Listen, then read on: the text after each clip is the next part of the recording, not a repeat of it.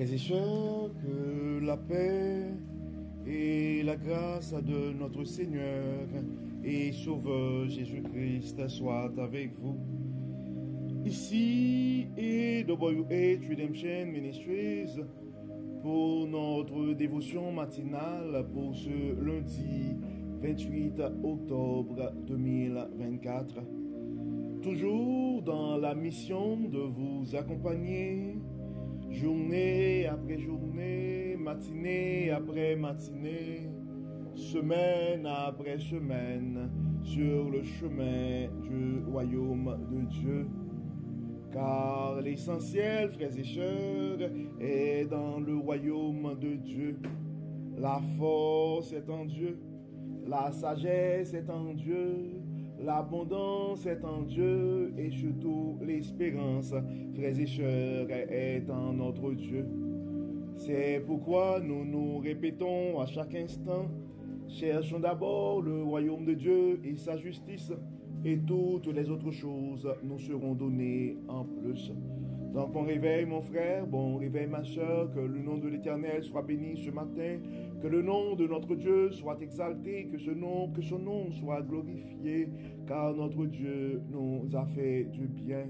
Donc notre Dieu nous donne la chance de pouvoir nous réveiller ce matin, frères et sœurs, et nous devons être conscients que beaucoup n'ont pas survécu cette nuit, beaucoup ne se sont pas réveillés ce matin, et c'est pourquoi, frères et sœurs, si tu penses à un frère, si tu penses à une sœur, c'est le temps de partager ce message et à un frère ou à une sœur, car on ne sait jamais ce que la parole de Dieu peut faire dans la vie de l'un de ses enfants bien-aimés.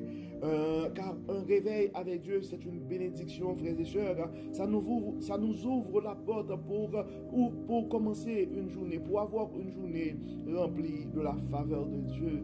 Et si nous arrivons à accumuler des journées remplies de la faveur de Dieu, nous allons finir par compléter une année 2024 remplie de sa bonté. Et en accumulant des journées remplies de la bonté de Dieu, nous allons finir par avoir une vie comblée de ses plus riches bénédictions sur plusieurs générations.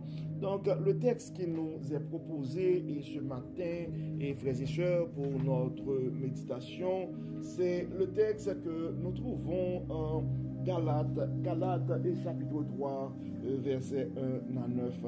Galates, chapitre 3, verset 1 à 9. Ô Galates insensés, qui vous a envoûté ainsi? Pourtant, la mort de Jésus-Christ sur la croix a été clairement dépeinte à nos yeux, à vos yeux. Je ne vous poserai qu'une seule question. À quel titre avez-vous reçu le Saint-Esprit? Est-ce parce que vous avez accompli la loi ou parce que vous avez accompli avec foi l'évangile que vous avez entendu? Manquez-vous à ce point d'intelligence? Après avoir commencé par l'Esprit de Dieu, est-ce en comptant sur les ressources de l'homme livré à lui-même que vous allez parvenir à la perfection? Avez-vous fait tant d'expériences pour rien? Si encore c'était pour rien, voyons, lorsque Dieu vous donne son Saint-Esprit et qu'il accomplit parmi vous des miracles, le fait-il parce que vous obéissez à la loi ou parce que vous accueillez avec foi l'évangile que vous avez entendu? À la manière d'Abraham, dont l'Écriture déclare qu'il a eu confiance en Dieu et Dieu, en portant sa foi à son crédit, l'a déclaré juste.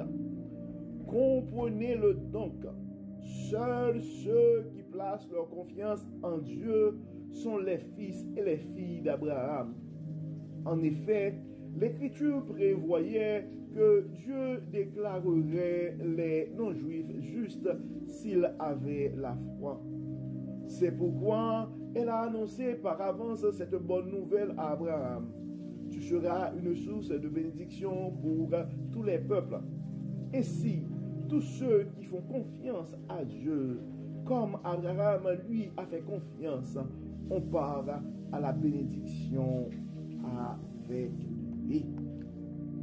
Nous venons de lire, frères et sœurs, le texte que nous avons vu, nous trouvons en Galates chapitre 3, et nous avons lu les 9 premiers versets, et comme d'habitude, nous avons lu la version, la Bible du semeur.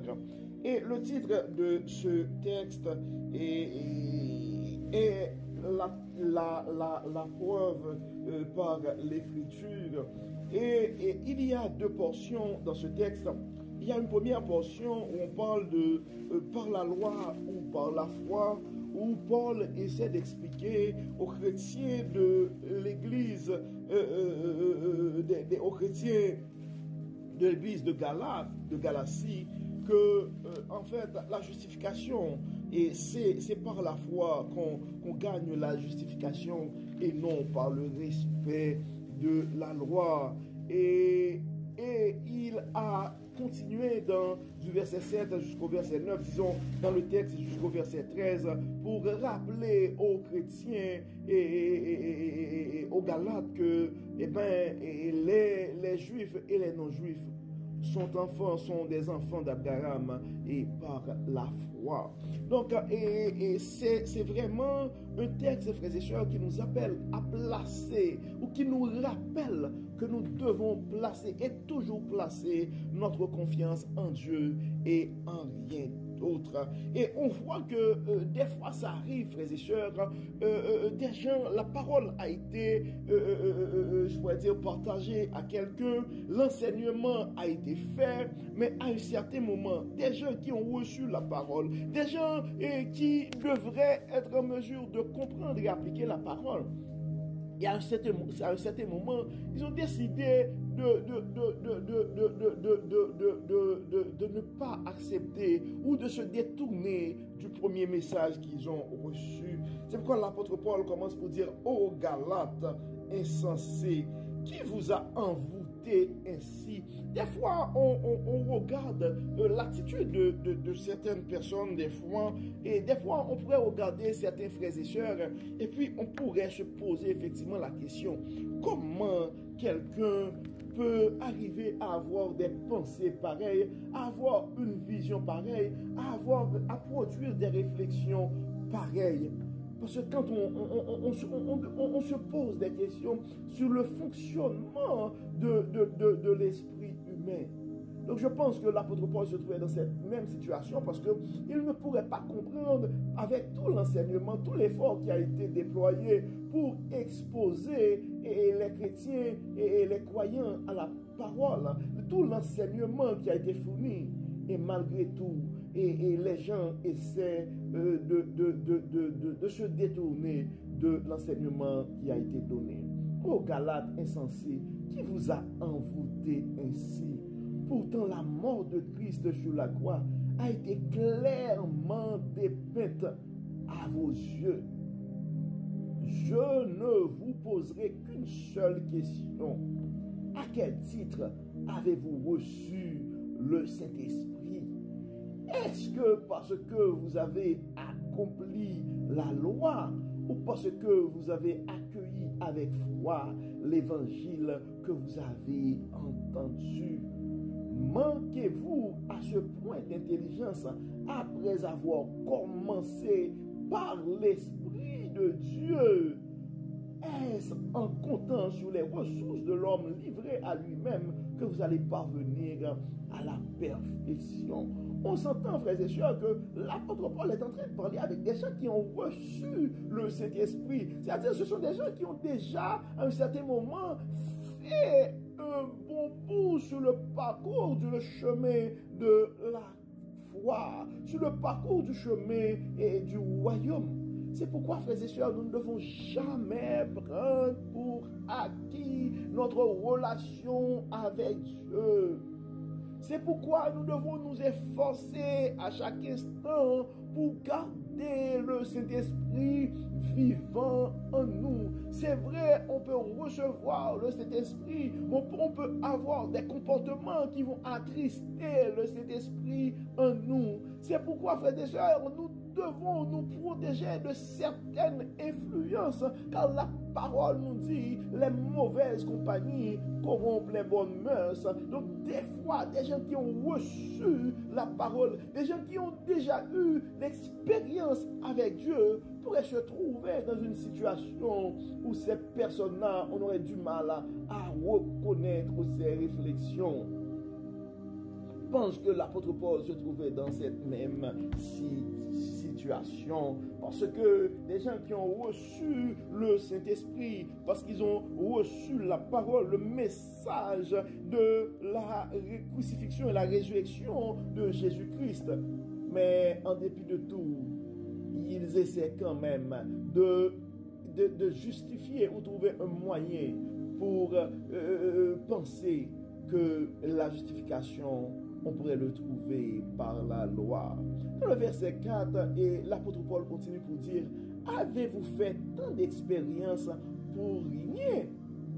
Si encore c'était pour rien, voyons, lorsque Dieu vous donne son Saint-Esprit et qu'il accomplit parmi vous des miracles, le fait-il parce que vous obéissez à la loi ou parce que vous accueillez avec foi l'évangile que vous avez entendu, à la manière d'Abraham, dont l'Écriture déclare, il a eu confiance en Dieu, et Dieu, en portant sa foi à son crédit, l'a déclaré juste. Même Abraham, sa justification, donc c'était par la foi. Donc notre croyance en Dieu, frères et sœurs, est un pilier fondamental pour notre avancement sur le parcours et dans notre parcours sur le chemin du royaume.